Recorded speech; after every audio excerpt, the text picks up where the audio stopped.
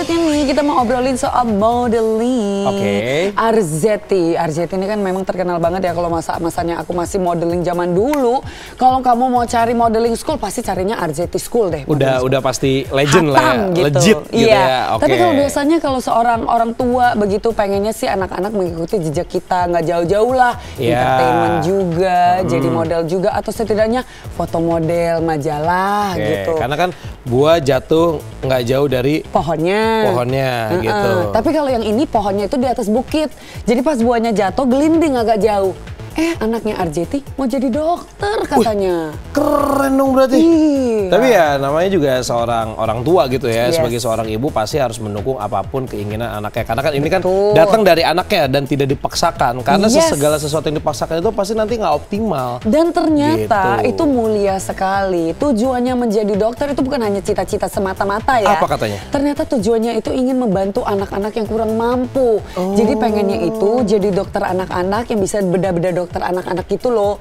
Jadi bisa membantu-bantu anak-anak yang di panti asuhan. Luar biasa Karena sekali. ternyata sampai sekarang itu tuh sering banget bolak-balik ke panti asuhan. Si mama aja nggak tahu. Oh, nggak tahu kegiatan anaknya ini. Oh, ternyata dia punya adik-adik asuh di panti asuhan gitu. Wow, ini luar biasa sekali ya. Kita akan lihat seperti apa berita selengkapnya. Ini dia untuk Anda. Putri bungsu Arzetti Bilbina yang bernama Gendis Setiawan memang tengah menjalani pendidikan semi militer di salah satu sekolah di Jawa Tengah. Meski begitu, ia sudah memiliki rencana untuk melanjutkan studinya, bahkan jurusannya pun ia sudah memantapkan hati untuk mengambil jurusan yang tidak biasanya, yaitu dokter bedah anak. Mesti betul-betul menggunakan kedisiplinan dari kemarin di sekolah adik. Sekarang adik betul-betul ambil materi-materi atau pelajaran yang memang mendukung adik untuk menjadi seorang dokter. Jadi Gendis kan sekarang memang benar-benar dia fokus itu spesialis aja yang aku sama bapaknya gini.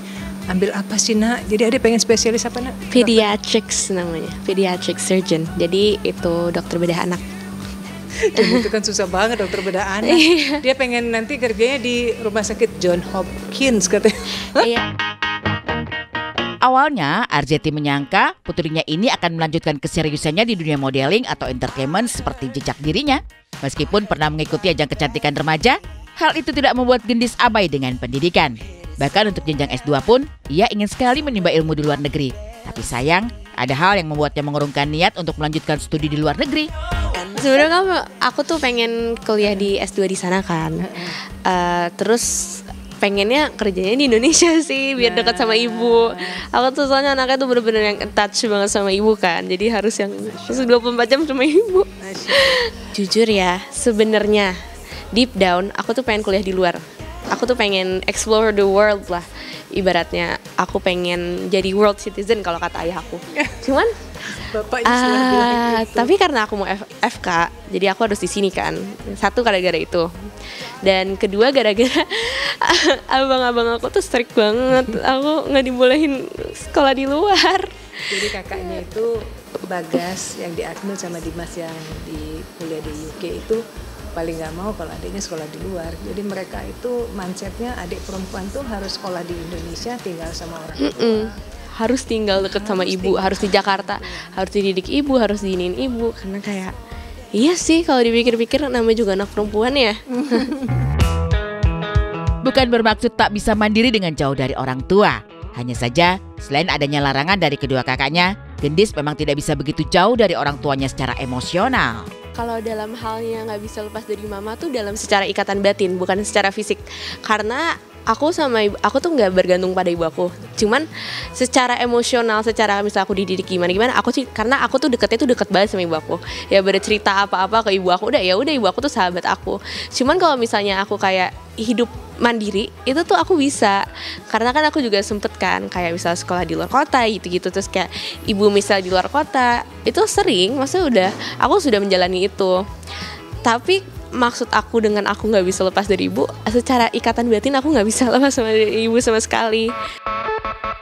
Terungkap beberapa alasan mengapa Gendis ingin menjadi dokter adalah karena ia memang seringkali bertemu dengan anak-anak panti asuhan tanpa sepengetahuan ibunya.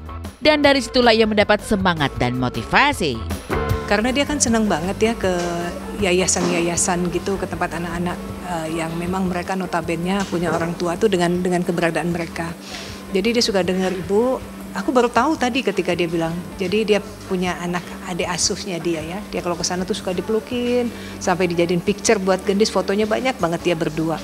Jadi si anak itu bilang ke gendisnya, kakak aku pengen jadi dokter, aku pengen jadi mermaid.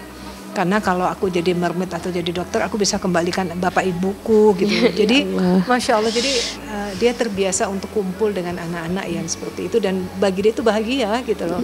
Dan aku pun juga support banget ketika ibu aku besok mau ke sini. Iya nak. Apa yang dia punya tuh suka dibawain. Dia kan dulu kecilnya suka koleksi boneka. Itu bonekanya itu nanti lama-lama habis karena dibawa. Padahal itu boneka spesial gitu. Misalnya aku kemana aku beliin yang susah untuk dapat boneka itu. Tapi bagi dia bahagianya dia ketika dia bagi ke adik-adiknya di panti asuhan gitu. Soal urusan mendidik anak, Arzetti memang cukup tegas. Banyak hal yang ia terapkan di rumah dari anak-anak masih kecil hingga saat ini. Dari situlah banyak kebiasaan yang terbangun dan disadari oleh anak-anak manfaatnya. Salah satunya adalah Arzetti tidak menaruh televisi di kamar anak masing-masing. Jadi kamar mereka itu cuma tempat tidur, tempat belajar, udah gitu loh.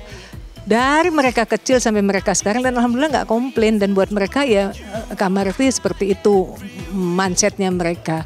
Jadi buat mereka juga kalau sekarang dikasih TV, buat mereka juga aneh ya. Karena TV itu ya di kamar ibu, gitu. Kumpul tuh ya di kamar ibu gitu. Ya, semua juga karena didikannya ibu. Jadi ibu tuh didikannya keras banget, sesuai agama banget. Tapi masih yang memberikan aku kebebasan untuk berekspresi masih. Cuman bener-bener yang sesuai agama, basic banget pokoknya. Kalau ibu ngedidik aku tuh kayak yang bener-bener tradisional. Lihat hubungan Belbina sama Arzetti tuh kayaknya nurturing banget gitu ya, akrab, deket. Ini baru pertama ngelihat anak remaja yang bilang kayaknya hubungan aku intens banget sama mama, nggak bisa lepas. Maksudnya hidup mandiri bisa secara fisik, namun secara mental, secara emosional, batin, itu kayak udah deket banget sahabatnya tuh mama. Aduh, kalau aku punya anak, aku pengen punya hubungannya seperti ini nih. Tadi kau bilangnya beda di sana. Keluar sih? Kau dari rumah. Janganlah, biar mentalnya kuat juga dikit. Iya, gitu. tapi kan kemarin juga udah sekolah juga di luar juga kan, udah asrama juga. Jadi mental, makanya tadi kan bilang anaknya bahwa ya kalau hidup sendiri sih udah biasa mandiri, tapi secara batin nggak bisa jauh. Mungkin bedanya kalau misalnya sama-sama masih di Indonesia masih deket lah, masih bisa disambangi dengan waktu berapa jam. Tapi kan kalau misalnya udah di luar negeri, beda waktu. Jadi kadang-kadang susah ketemunya, untuk ngobrol aja kan susah gitu.